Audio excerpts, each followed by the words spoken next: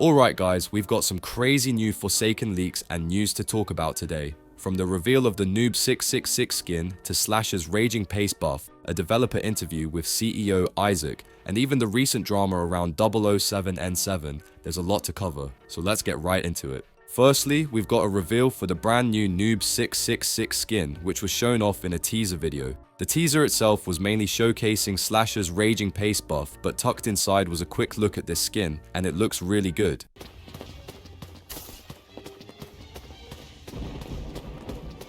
CEO of Isaac, I got you, dude. Okay, guys.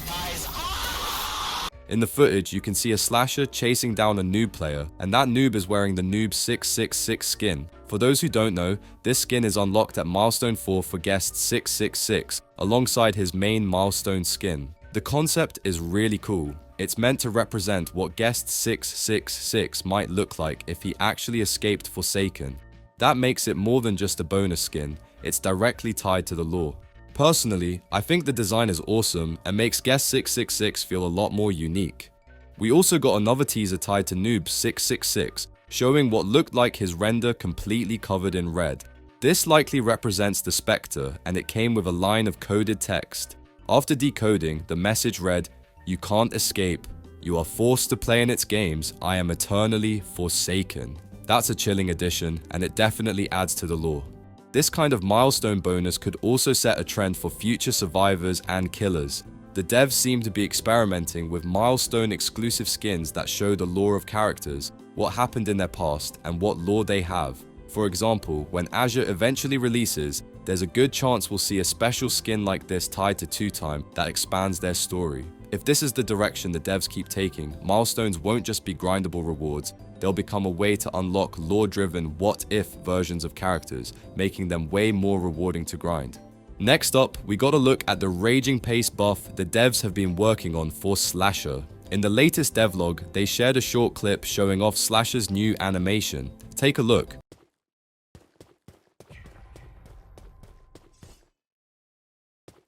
If you didn't catch it, the change is actually pretty big. Normally, when Slasher activates Raging Pace, he comes to a complete stop before the ability kicks in. This might not sound like much, but in an actual chase, that little pause can cost you a lot of distance and make the ability feel useless. With this new update though, Slasher will continue walking while activating Raging Pace. I definitely call this a buff. You no longer lose nearly as much distance during a chase, and you still regain a huge chunk of stamina, which is what makes Raging Pace so strong in the first place. For any Slasher mains out there, this is going to feel like a much smoother and more effective ability. Honestly, it's a simple change, but one that will have a noticeable impact on gameplay. Nextly, we need to talk about a disturbing situation involving N7 and E7, and how it spiraled into one of the biggest controversies Forsaken's community has faced. This isn't just small drama, it's something that's involved multiple people, leaked information, and a lot of false narratives that have shaken the community.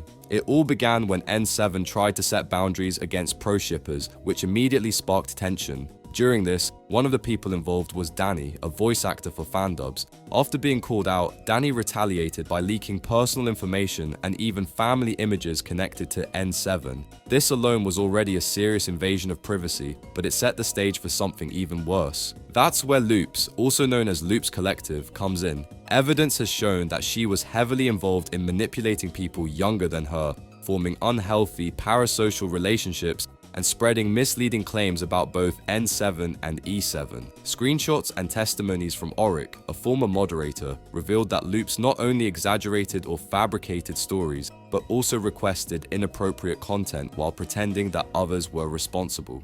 She attempted to paint N7 and E7 as the villains without bringing any real evidence to back it up. Meanwhile, it turned out that Loops herself was the one engaging in inappropriate interactions. There are multiple cases where she admitted to manipulating younger individuals, and she even leaked N7's real name despite being asked not to. This breach of trust only made the situation worse, and even people who initially defended her, like Savannah, have since spoken out against her after learning the full story.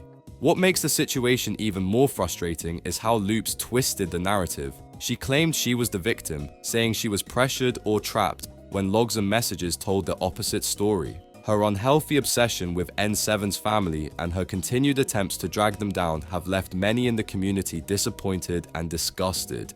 As of now, Loops has deactivated her account. She said she plans to release a Google Doc explaining her side, apologizing for her mistakes, and claiming she isn't running away, but most of the community agrees that the evidence stacked against her is overwhelming.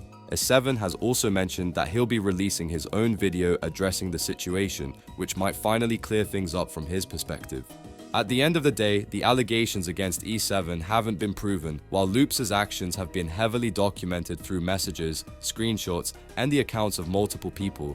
This whole situation is a mess. What do you guys think? Anyways, now that that's out of the way, let's talk about something relating to Forsaken leaks. Recently, a YouTuber called Perhaps Kit had an interview with some of the developers, including CEO Isaac, and there was a lot of good information revealed. I'll be going over the highlights I found most interesting. First off, they mentioned that Killers and Survivors could possibly be getting reworks in the future. Now, this probably won't happen anytime soon, but it's something worth keeping in mind. A good example would be Slasher. He's widely considered the weakest killer, and many players have been asking for changes to help him counter looping, since he's the only one without a ranged move.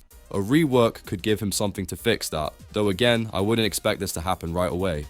They also touched on the upcoming Halloween event, saying they want to try new things, and even took notes from TMG Boom, another YouTuber. TMG Boom made a video suggesting event updates like adding new game modes and currencies instead of just skins, and Isaac himself commented, "Noted." If they actually follow through on those ideas, events could become a lot more engaging and rewarding. Another interesting topic was collab killers. The devs mentioned characters like King or the Bomber, which are references to other Roblox games. The Bomber, for example, comes from Super Bomb Survival, while these killers aren't something you can play as. It would be really cool to see Forsaken feature killers inspired by other games like Bloxburg or Natural Disaster Survival. The team also explained their update schedule. They're aiming to release major updates every 1 to 2 months, like Chapter 2 or the Noli update, while also dropping smaller updates in between. These smaller patches could include new maps, skins, or even game modes. Honestly, that sounds like a great balance. Big content drops supported by smaller ones to keep the game feeling fresh. They also mentioned that there are other game modes currently being planned outside of Double Trouble. These new modes are expected to be similar to ones from Die of Death, such as Die Nation and One Bounce. Once the recode is finished, we could be seeing these game modes added into Forsaken, which would bring even more variety to how the game can be played. They also mentioned that there will be more objectives added in the future beyond just generators. This likely connects to what was mentioned in an earlier update post, client-based objectives that each survivor will have to complete individually. If this happens, it could add a lot more variety to matches and make the gameplay feel less repetitive. And that's just a portion of what was covered in the interview. There were a lot more interesting details shared, so if you want the full picture, I definitely recommend checking it out for yourself.